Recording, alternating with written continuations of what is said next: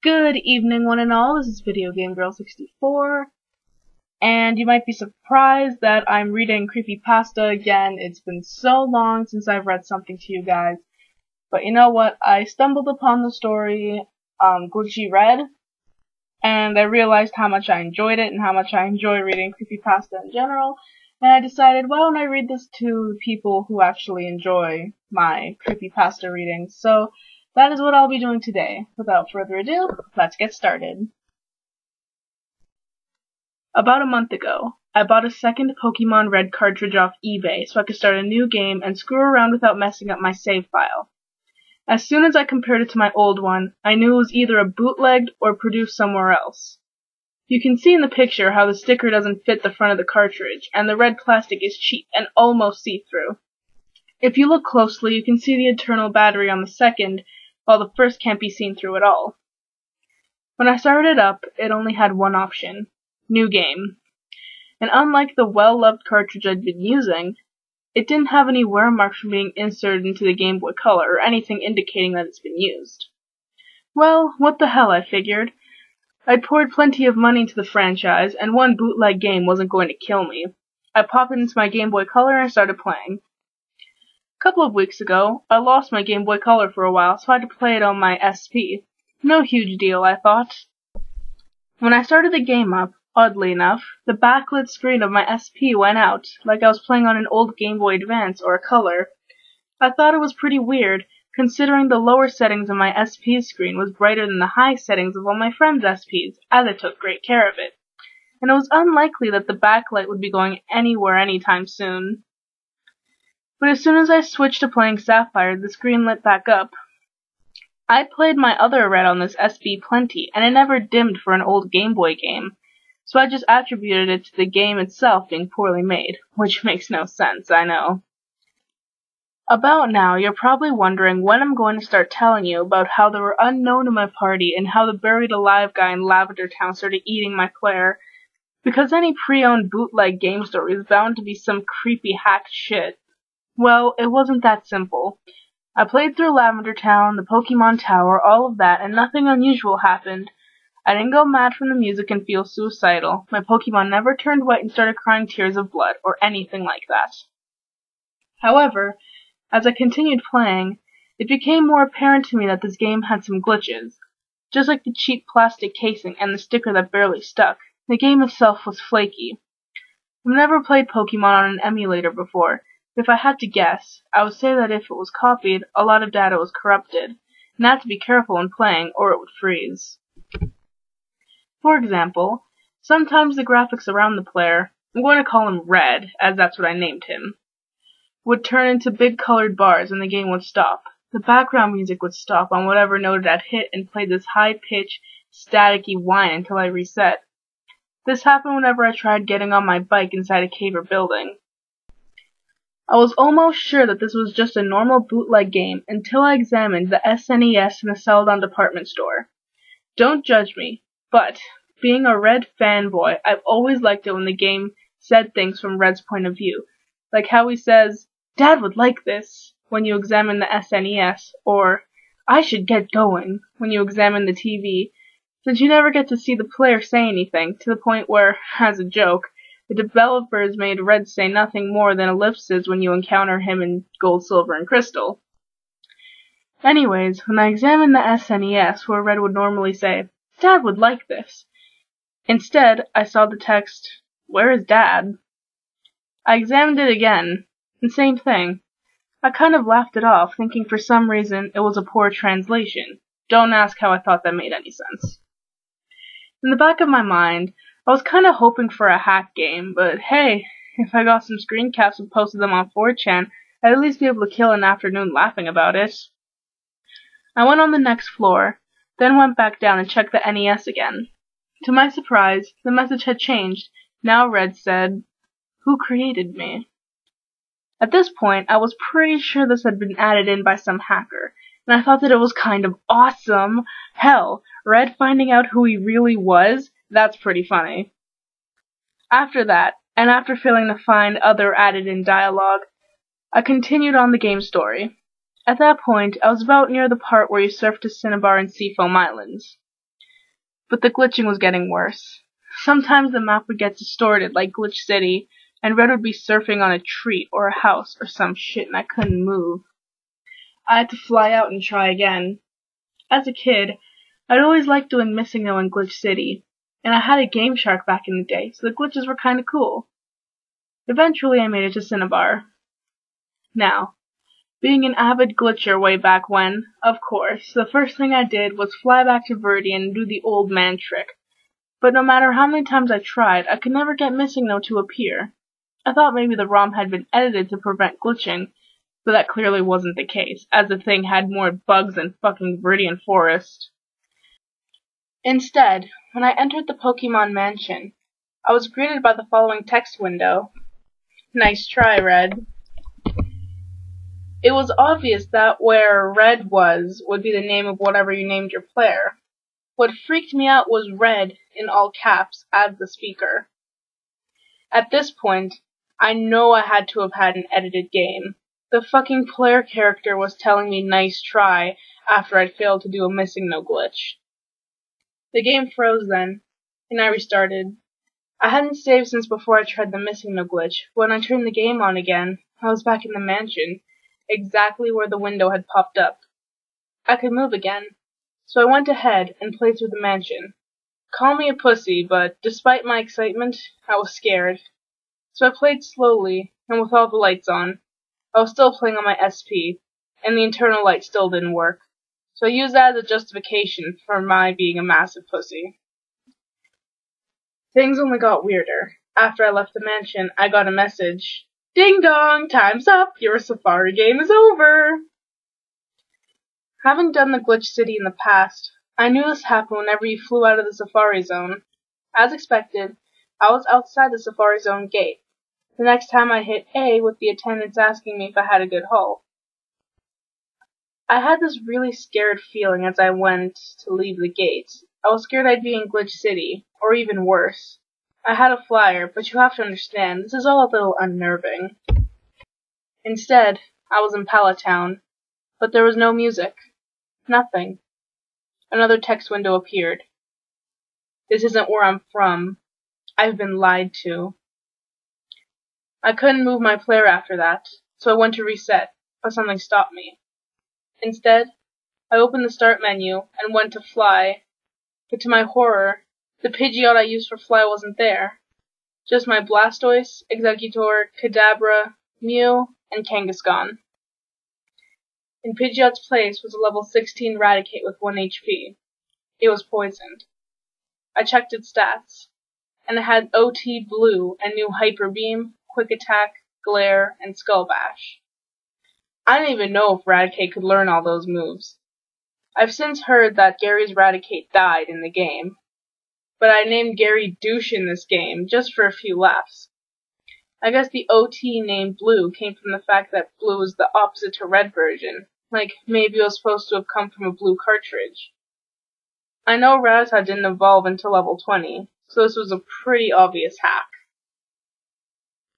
I had some antidotes and potions in my bag, so I figured, what the hell, I'd heal it.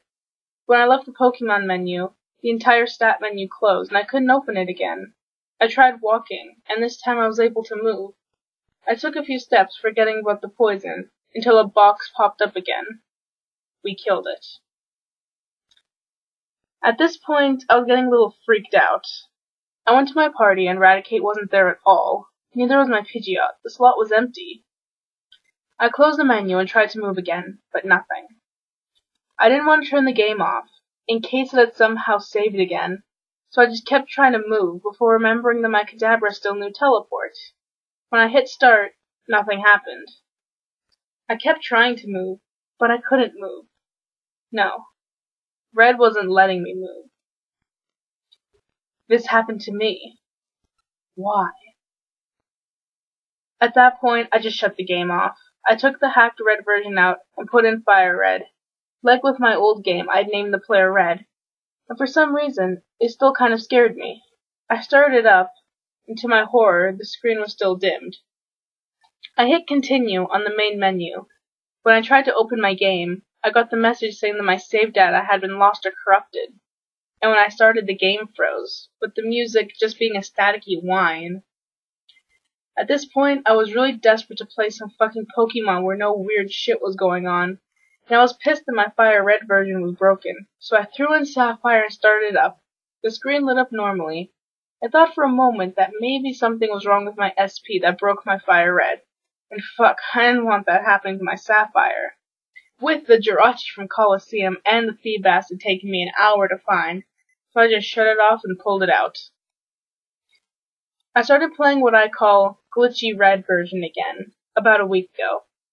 When I started back up, I was still in Palatown, and there was music and things that seemed normal, except for the empty slot in my party and my SP screen no longer lighting up. I biked to Viridian and found Pidgeot safely in my PC, so I figured what the hell, and took it out and flew to Cinnabar to fight Blaine. When I went to unlock the gym, surprise, another text box. No. No matter how many times I tried, the game refused to believe that I had the fucking secret key despite it being right there in my bag. Red wasn't letting me in. Everything that happened to me happened because the world let it happen to me. I didn't become a hero on my own. I was manipulated. I never unlocked that door. The door was unlocked because the game let me in. Everything you do because the game lets you. Because of how text boxes were, it took a really long time to scroll through, and the whole time I was writing down what he was saying, so I had it on reference. Things were getting a little too Silent Hill for me, and, once again, I tried to move, but Red wouldn't let me. I'm going to show you how it feels like to be unable to choose your own fate. I gave up and opened the start menu again, glad that I could, and used Pidgeot to fly out of there. I knew that this was only because Red was letting me fly out. He was toying with me. I flew to Lavender because, shockingly enough, nothing weird has ever happened to me there. From Lavender, I walked down to try and go to Fuchsia, but as soon as I left Lavender, Red was at it again. No. Well, shit, I thought. I opened the menu and flew to Fuchsia. When I got there, I nearly shat my pants and dropped my SV. It was the glitch city you get when you surf along Cinnabar's coast. Immediately, the menu popped up, the way it does when you do the Mew glitch. It was asking me to save the game. There was no option for no, and pressing E did nothing. I shut my game off. When I started it back up, I was still in Glitch City. I checked my party, the way Red wanted me to. Pidgeot and Kadabra were there, but instead of Teleport and Fly appearing when I selected them, there was only Cursed. Not cursed like in that fucking retarded creepy black pasta, but cursed with a D. I was smart enough not to select it. I hit B until I was out of the menu, and Red was telling me shit again. You're staying here with me, Red. They replaced me because I was glitched and not good enough.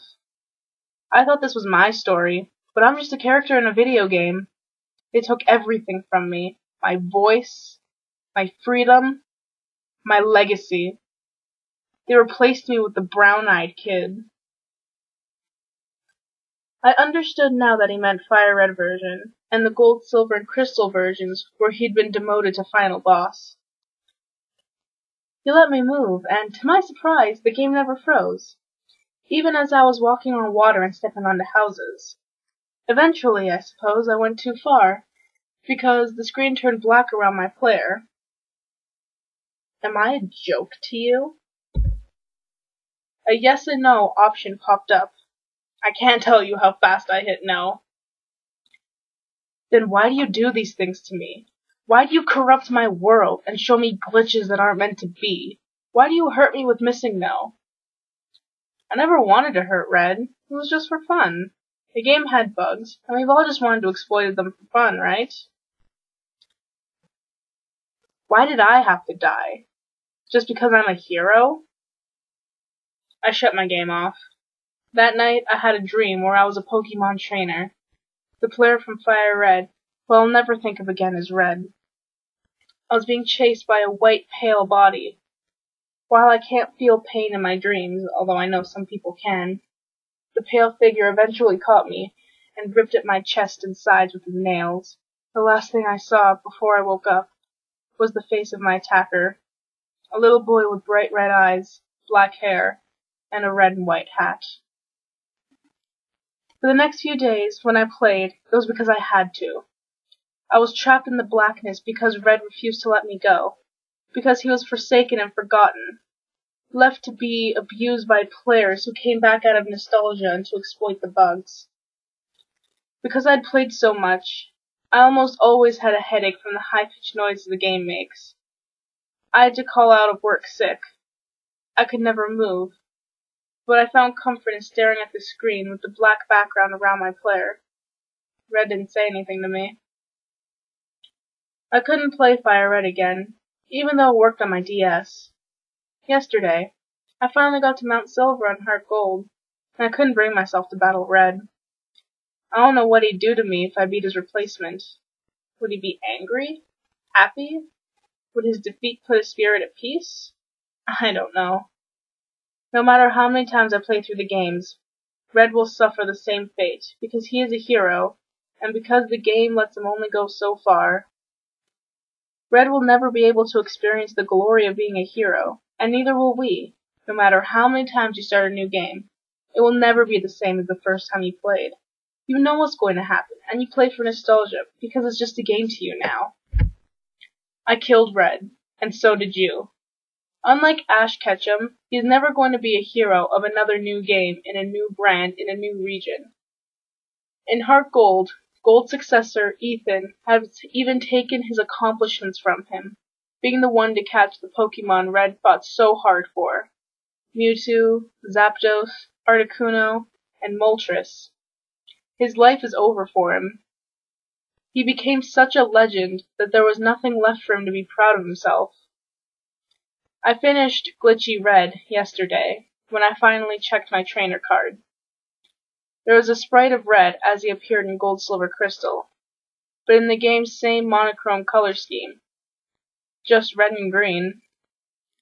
When I looked closer, the red pixels making up his shirt looked darker and arranged oddly, almost like he was bleeding from the chest. None of my badges or time played or trainer ID, just that sprite. When I returned to the menu, instead of my name appearing as just Red, there was the word Gone for my trainer card. I selected it, and this time the card was blank. Go ahead and forget me now. Goodbye. The game reset the way it does after you beat the champion, and this time there was only one option. New game. I found my Game Boy Color earlier today, started playing it on there. When I played on my SP, the screen lit up and everything was normal. I had to start a new game on my Fire Red, but it's working again. Even the bootlegged Red version plays normally. No glitches. But I can never see Red's silence the same ever again, or even the hilarious Missing Note and Glitch City bugs. I have a much deeper respect for the silent protagonists in the game, for all we put them through. Lavender Town used to creep me out, but now I find it very peaceful. As even Red, who wanted revenge on a world that had treated him horribly, could never mess with the resting place of fallen Pokemon. Someday, I hope I stop waking up with scratches on my torso.